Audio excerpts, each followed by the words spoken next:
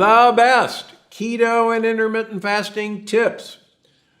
Okay, the keto diet is one of the most popular diets around, but also one of the most misunderstood.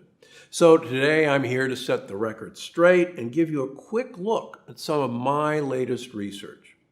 As you may know, the keto diet has become increasingly popular based on the belief that when your body converts to making something called ketones, you experience improved energy and weight loss. However, it turns out ketones are not the super fuel they're made out to be. The truth is, published literature in humans proves that that's exactly opposite the case. Ketones, it turns out, are a lousy fuel. Studies at Boston and the National Institutes of Health show that even at full ketosis, that the body only gets 30% of its energy needs supplied by ketones.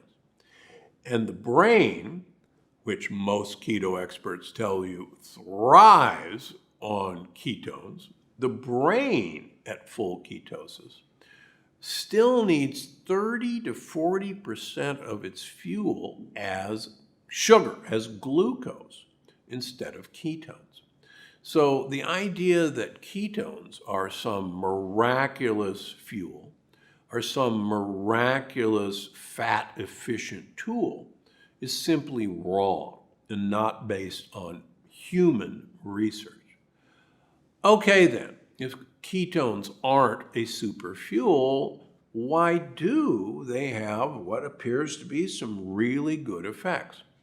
Well, as I showed in my most recent book, Unlocking the Keto Code, ketones, in fact, are signaling molecules.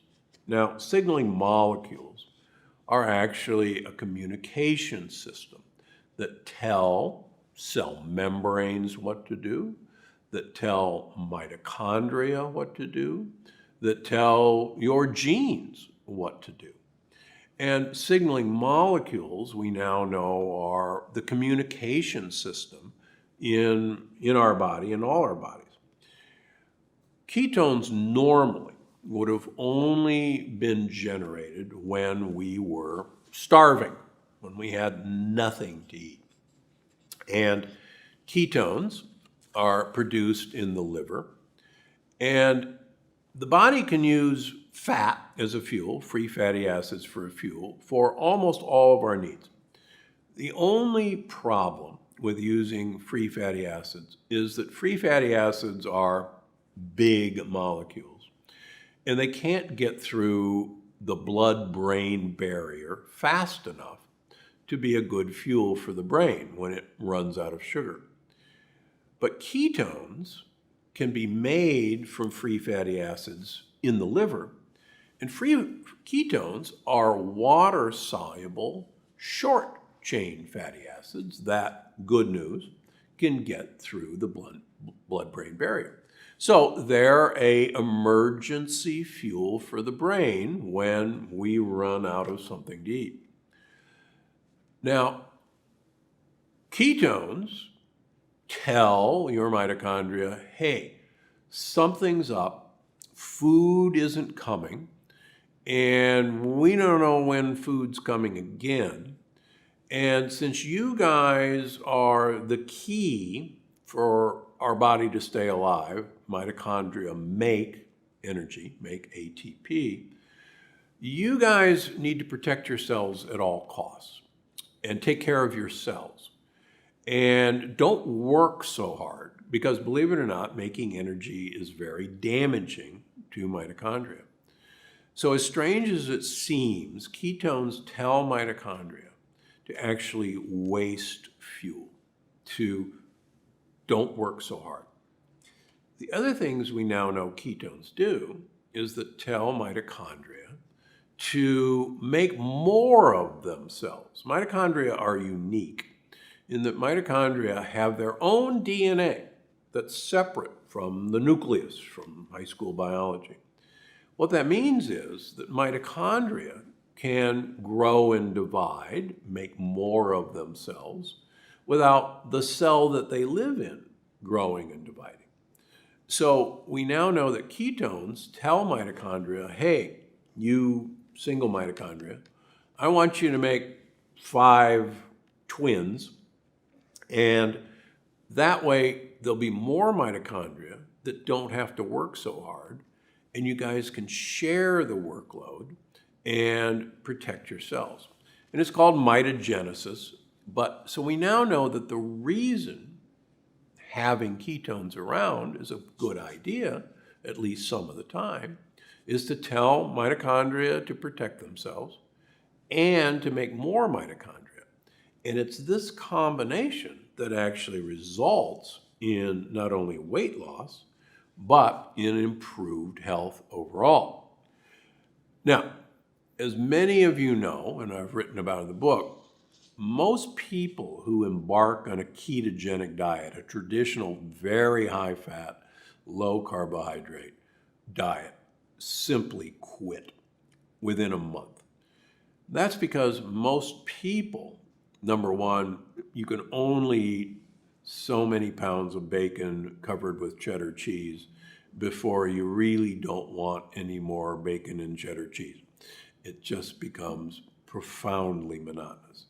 Not only that, as I point out in the book, most of the time this is a disaster for your cholesterol numbers, and number two, it's a disaster for your gut microbiome, because your gut microbiome is actually dependent on fibers and polyphenols to prosper and to actually make compounds that are good for you and your mitochondria. And for many people, besides the incredible boredom of eating an ultra-high-fat diet, many people don't feel very good. And as I've written about in my book, we see that people who embark on these ultra-high-fat, low-carb diets, their inflammatory markers in their bloodstream go up quite dramatically. And we have them revert back to my ketogenic diet, which has far more fiber and far less fat, and we see these inflammatory markers go away. Now, the good news is that you can get the benefits of producing ketones and the benefits of having mitochondria that not work so hard and make more of themselves without eating a high-fat diet. And that's what unlocking the keto code goes into. So, for one thing, intermittent fasting, that is time-restricted eating. The shorter the time window that we begin eating food and finish eating food, if we can compress that to around 6 to 8 hours during the week and take some time off on the weekends, you can actually reliably produce ketones that will help you lose weight without changing what you're eating. And the most amazing study was a human study that I write about in the book with Italian athletes. And they took Italian cyclists and they put them on a training table. They all have to eat the same thing. The groups had 2 groups. One group had a 12-hour eating window. That means they ate breakfast at 8 o'clock in the morning. They had lunch at 1 o'clock in the afternoon. They had to finish dinner by 8 o'clock. 12 hours eating window. The other group had a 7-hour eating window. They ate breakfast, break fast, at 1 o'clock in the afternoon. They had lunch at 4 o'clock in the afternoon, and they had to finish dinner at 8 o'clock at night. 7 hours. So the difference between the 2 groups was one group was fasting 5 hours longer per day than the other group, but they ate the exact same amount of food. What happened after the end of 3 months? The group that had the 7-hour eating window lost a lot of weight. The group that had the 12-hour eating window didn't lose any weight. They both had identical athletic performance, good news. And the group with the 7-hour eating window actually lowered the best marker for aging there is, called insulin-like growth factor. They lowered their IGF-1. The group that ate in the 12-hour window had no change in their IGF-1.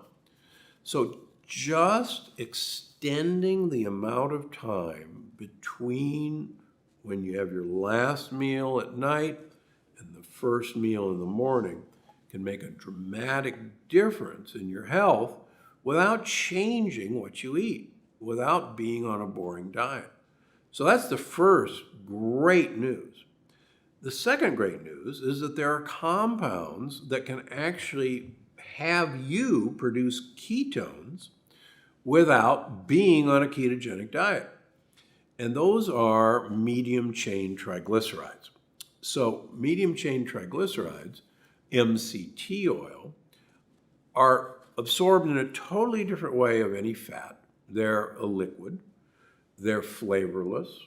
You can get them in a powder form, and women in general do better with powdered MCT than liquid MCT. Some women get a little nauseated or diarrhea with liquid MCT. But when you take MCT oil, it goes directly to your liver, and it's directly converted into ketones, regardless of what you're eating.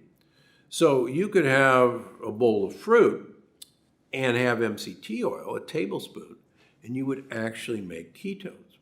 And those ketones would signal your mitochondria to make more of themselves and to waste fuel, protect themselves. Here's the other great news. It turns out that 30% of the fat in goat and sheep milk products are medium chain triglycerides. So that means you could have goat or sheep yogurt plain, you could have goat or sheep kefir, you could have goat or sheep cheese, and make ketones just eating those goat and sheep milk products. And it also explains why a large number of super old people in blue zones are goat and sheep farmers, strangely enough. And I talk about this in the new book. Now, here's the final problem with embarking on a ketogenic diet. Many of you are beginning to hear about the terms insulin resistance or metabolic flexibility. And briefly, normally, our mitochondria can take sugar and convert it to energy, and our mitochondria can take fat, free fatty acids, and convert it to energy. But normally, we can do that on a dime, very much like a hybrid car. When you're running on gasoline, you're charging your battery, and let's call the battery fat. When you run out of gasoline, your battery is charged, and you can use that battery to continue powering you along the road. We have a charged battery. It's our fat. Normally, we burn sugar as our preferred fuel. And when sugar drops, we should normally pull out that fat from our battery and use that. Unfortunately, and that's called metabolic flexibility. Unfortunately, the data on who's metabolically flexible and who isn't is scary. 50% of normal weight individuals in the United States have no metabolic flexibility. So even though you may be normal weight, 50% of you can't make that switch. Then it really gets interesting. 88% of overweight individuals have no metabolic flexibility. And 99.5% of obese individuals have no metabolic flexibility, which means you can't switch from burning carbs for energy to burning fat. And that's what's so hard, number one, about transitioning to a ketogenic diet, or even transitioning to cutting back the hours you eat, because most people can't make that switch. And here's the really scary take-home problem. Normally, when you stop eating, about 8 hours after you stop eating, you have to switch over in your brain to burning ketones as a fuel. If most of us are metabolically inflexible, that means every night, 8 hours after we stop eating, our brain begins to starve to death. Starve to death because it can't get the fuels it needs. And that's one of the reasons we're seeing this epidemic of dementia, memory loss, Alzheimer's, Parkinson's, because the vast majority of us, every night, because we have no metabolic flexibility, our brains starve to death. So think about that. The next time you hear that one of the things we should be doing is eating multiple small meals throughout the day to keep our energy levels up. That's really one of the worst possible things that we can do for our generalized health and absolutely for our brain health. So how do you get metabolic flexibility? Well, number one, slowly but surely cutting back on the number of hours you eat during the day. Now, you don't need to jump into the deep end. If you eat breakfast at 7 o'clock in the morning, next week, eat breakfast at 8 o'clock in the morning, and do that all week. The next week, come on, you can now make it to 9. Next week, we'll eat breakfast at 9 o'clock, and so on. And believe it or not, after 5 weeks, you'll be eating breakfast at noon as if it was the easiest thing in the world. Oh, and here's the good news. You can take the weekends off. Research out of Chicago shows that when people were asked to intermittently fast during the week, but then relax on the weekends, they were much more able to stay with that program long term than if they were asked to do that every day of their lives. The other good news is you don't have to calorie count. You can actually eat a full day's worth of calories, and as the Italian athlete study shows, you can actually lose weight and still eat all the calories you want as long as you compact that eating window. Okay, as you know, I've written an entire book on this subject called Unlocking the Keto Code. So if you want to learn exactly how to unlock your mitochondria, to lose weight and feel great, click the link below. You're definitely going to want to see this one. Okra and other prebiotic-rich plant foods are phenomenal for you. Okra is loaded with soluble fiber, and soluble fiber is what your gut bugs like.